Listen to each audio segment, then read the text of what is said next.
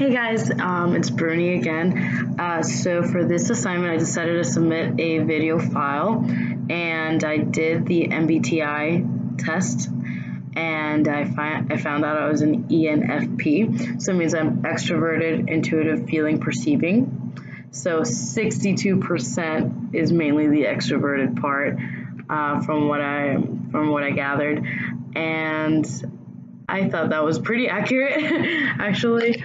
From what I can, based on the research I found on the website and the description, ENFPs are very outgoing, warm. We have a zany charm. It attracts a lot of people, but we do have strong values and viewpoints, and I think that is actually another accurate statement. Very enthusiastic. We do well in social surroundings, and I personally love talking to people. I don't have a difficult time doing it. I'm not so much of a wallflower. That's not my thing. Although in middle school it was. I definitely grew out of that. There was just another world opened up once you start speaking to people. I do, however, have a somewhat of a short attention span. I do get distracted easily, but I quickly come back, especially if it's an important conversation I'm having with another individual. But it did get some things that didn't personally describe me too much. From what I can tell, it does describe ENFPs as impulsive, and I'm really not that impulsive. I do have my moments, but I would not quit a job without thinking about it clearly and writing down a whole pros and cons list. But that's just like one example. And so I thought, but overall, this whole personality test actually did a pretty great job describing my personality and how I am with people. I definitely thrive on a high-paced environment. I do have difficulty communicating on personal related things, like when it comes to feelings, and unless it's on a professional basis, then great.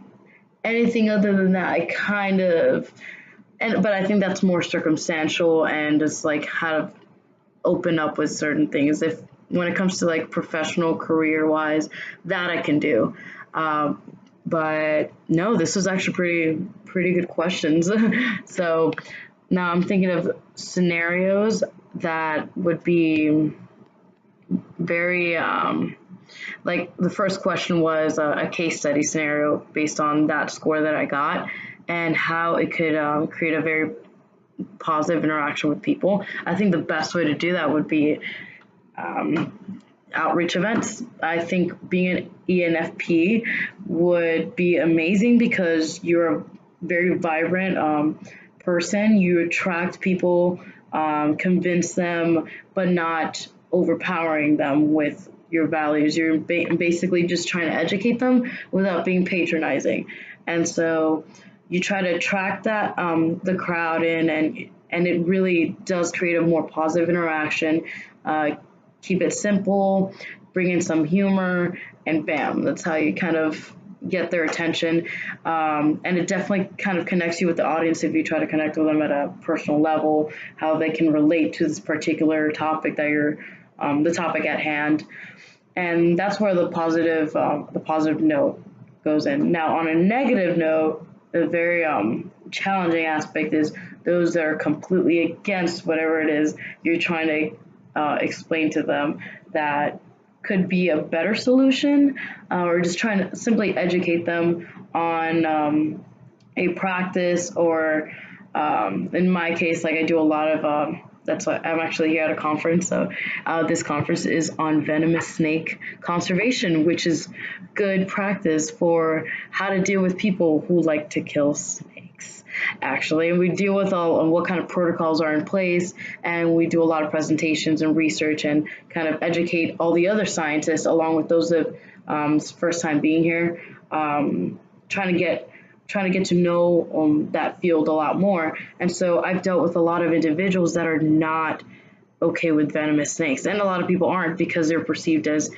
monsters or just they're ugly animals and they're very dangerous, and they are dangerous, but they do play a key role in our environment. So that is something that you try to educate the public about, but many are stuck on this on a very how would you say traditional way. Like you see a snake, you kill it because it has a potential risk of hurting you, of hurting one of your kids, of hurting one of your animals. But if you try to teach them a protocol of like wait 30 minutes, it'll probably go away. It's probably just traveling over to a pond or just trying to protect its territory, and that's a huge problem with urbanization and habitats always encroaching. But anyway, that's besides the point. But that's always a challenging aspect of doing outreach programs because you're always going to encounter people that do not believe in what you're saying. And so the best way to do it is you take a deep breath and you kind of just explain it in without sounding so condescending, and you try to not make it as such as sometimes they will get a little upset because I've seen that happen, but you can't let it upset you because if they see that, then that's not gonna help the cause at all. So it was definitely I just remember experiencing that like when I went to my first well it was what used to be a roundup and it turned into a rattlesnake festival, so for conservation purposes. So we brought in our rattlesnakes and our venomous snakes for outreach purposes, and we displayed them and we did a lot of public education and talked about the physiology and what ecosystems you normally find them in. And so we had a lot of people that would ask us if we were going to be defanging them, if we were going to be killing any of them, because they actually wanted to see that. And that used to be a very common activity at roundups. And those roundups still exist throughout the country. But you don't let it show that it bothers you so much. So you just try to educate them, like become a teacher, and especially when because there's a lot of kids at these events. At that one I went to was actually in Georgia, and so a lot of kids came up to us and would ask us about the snakes, and you have to be kind of like get to their level. Think about how they perceive these snakes. Their parents tell them one thing and you're telling them another, but if the parents are there with the kid, you kind of just go in along, like kind of be gentle and very enthusiastic and just show them, hey guys, these are your neighbors. Like yes, they do have venom inside them, but they are very important for the ecosystem. They are great for rodent populations, and they're actually used for breast cancer research. They're used for Alzheimer's, Parkinson's. A lot of the treatment that you see nowadays comes from venom composition. So but if you try to steep it down to a lower level so they can understand that, it makes it so much easier to educate the public. So that's why it was so that's the best, that's a positive side, but it's also challenging because you're always going to encounter people that just do not want to, like some are open-minded and then some are not. That's just how it is. And you hope that word of mouth can actually change things, but at the end of like not that's not always the case. You just kind of hope, and you keep on doing what you got to do. And this goes for all types of conservation related things or anything in general that you're just trying to teach. But back to my personality, you just saw an example of that. I do have a blast speaking to people at social events. I like to learn a lot about them, and so this score kind of like overall was pretty on point on how I deal with social situations. So yes, I am an ENFP. It's a mouthful, but yeah, that was great. So see you guys in the next assignment then. I don't know. Yeah.